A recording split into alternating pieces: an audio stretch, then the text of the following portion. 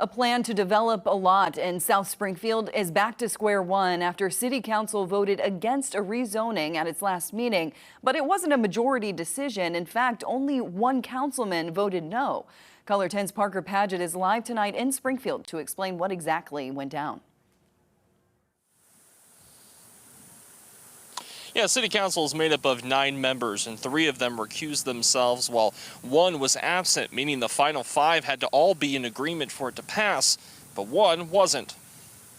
We make promises that we're going to have these requirements for a buffer yard, an area between a residential community and a commercial establishment, but then we don't enforce that law at all. Springfield Councilman Craig Hosmer, the lone dissent in a vote for a development, says the lack of enforcement of buffer yards was his motivation to say no. There are buffer yards all over the city of Springfield where the plantings have died, the fences are in disrepair, the neighbors complain, and nothing's done about it. It's hard to vote for things when you know we're not going to enforce them.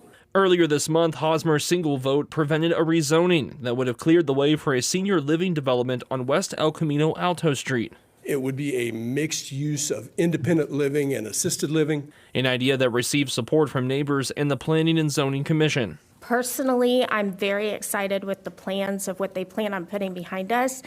Most of the neighbors in our neighborhood are aging and elderly folk, so we welcome more of that. Hosmer says he's not against development and even encourages it, but there needs to be regulations that are enforced. When you hurt neighborhoods, in the long run, you hurt economic development in the city, and you hurt the city generally, because people eventually will be moving out of the city if the quality of life continues to go down. All I'm looking for is a commitment from this city of Springfield to say we're going to enforce the laws that we have on the books. It's the same complaint I've had for years.